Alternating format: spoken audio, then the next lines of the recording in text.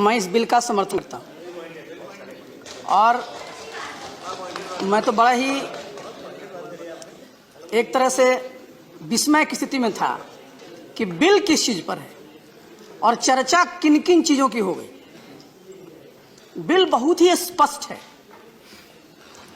जो जावेद अली खान साहब कह रहे थे कि जो 3 हमारे नेबरिंग कंट्रीज हैं और वहाँ के जो रिलीजियस माइनॉरिटीज हैं और जिनके साथ रिलीजन के आधार पर प्रोसिक्यूशन हुआ है और वो हमारे देश में आके शरण लिए हुए हैं, उनको नागरिकता देने की व्यवस्था है।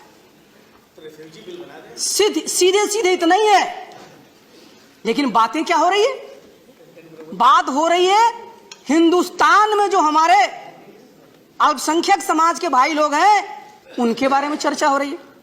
और हमारे साथी चर्चा क्या कर रहे हैं कि साहब प्रियम्बुल का वायलेशन हो रहा है।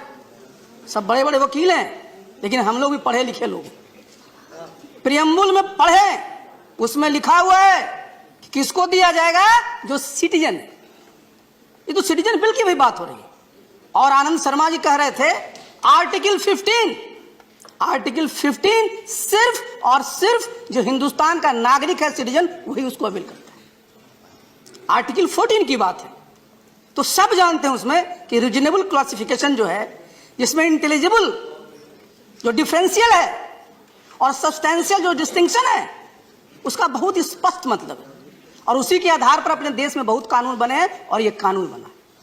तो इसलिए हम लोग इसका, हमारी पार्टी इसका समर्थन करती है। हमारे डेरेक ओब्रायन साहब ने एक बात कही, मोरालिटी की बात कही, तो मैं जरा उस पर आना चाहूंगा। मैं भी इतिहास का विद्यार्थी रहा हूं। वो बात कर रहे थे नाजी का, जर्मनी का, तो जो कंसंट्रेशन कैंप था उसी देश में था। कोई बाहर से लोग नहीं आ रहे थे। और यहां ऐसी कोई बात हो ही नहीं सकती। हमारा देश एक रिपब्लिक है। और जो फिगर दे रहे थे हमारे नड्डा साहब, आप फिगर को देखिए ना।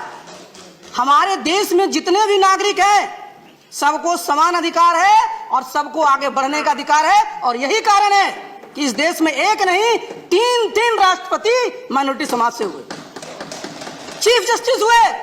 लेकिन बगल के देशों में देख लीजिए तो हिंदुस्तान के लोगों को कहीं से भी उनके मन में भय क्यों डालते हैं? हिंदुस्तान की अपनी एक संस्कृति रही है। यहाँ एक, हमारे यहाँ आप डर किसी से हैं, बार बार बोल रहे हैं, चर्चा कर देते हैं एनआरसी। अरे सी से जरा आगे भी बढ़िए, सी के आगे डी होता है। तो हम लोगों का एजेंडा होगा नेशनल रजिस्टर ऑफ डेवलपमेंट। और डेवलपमेंट किसके लिए करेंगे? जो इस देश के नागरिक हैं। जो इस देश का नागरिक नहीं है उसके लिए क्या डेवलपमेंट करना है? आप मदरसा जानते हैं? 1924 में मदरसा का इंस्टीट्यूशन शुरू हुआ। 2005 में हमारी सरकार बनी, जब हम लोग एनडीए में साथ में आए। आपने 81 सालों में सिर्फ 1128 मदरसे बनाए। और एनडीए की सरकार ने एक कलम से एक बार में 2460 मदरसे बनाए। जब मदरसा के टीचर थे, आपकी सरकारें थी, वहां कितना पैसा देते थे? 2 से 3 हजार।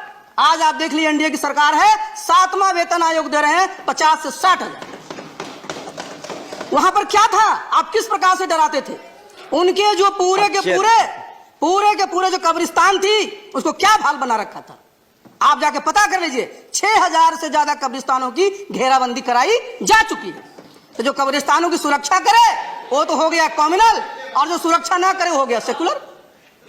और ये भी जान लीजिए, आप ये भी जान लीजिए, मॉरलिटी की बात हो रही है। जो पहले की सरकारें थी, बजट देख लीजिए अल्पसंख्यक कल्याण का, मात्र 2.75 करोड़, और आज देख लीजिए 900 करोड़ से ज्यादा है। हमको क्या मॉरलिटी देखना है? 14 साल से हमारी वहां सरकार इंडिया की चल रही है। एक भी घटना बता दीजिए जहां की जाति के नाम पर, धर्म के नाम पर कोई इस तरह की बात हुई हो। अभी बीपीएससी का रिजल्ट 2 टर्म वाले का जो हुआ, पता कर लीजिए कितने हमारे अल्पसंख्यक बच्चे उसमें सेलेक्ट हुए हैं। और एक बात मैं आपको और बता दूं, केंद्र में भी जरा पता कर लीजिए। मैं तो 1984 बैच का IAS अफसर रहा। मेरे बैच में मात्र, मैं किसी धर्म का नाम नहीं लेता, लेकिन यहां लेना पड़ रहा, एक मुस्लिम साथी था, 146 में एक। और आप 2014 batch, 15 batch, 16 batch, 17 batch, 18 batch का रिजल्ट आ गया है, जाके पता कर लीजिए। तो क्यों इस देश को डरा रहे हैं कि सर आपका कोई जगह नहीं? उनकी पूरी जगह है, उनके पास मेरिट है, किसी भी स्थान को प्राप्त करेंगे। आज कश्मीर का मुद्दा उठता है यूनाइटेड नेशंस में, हमारा केस वहां कौन प्लीड करता है? कौन, किस समाज का हमारा अफसर है जो प्लीड करता है?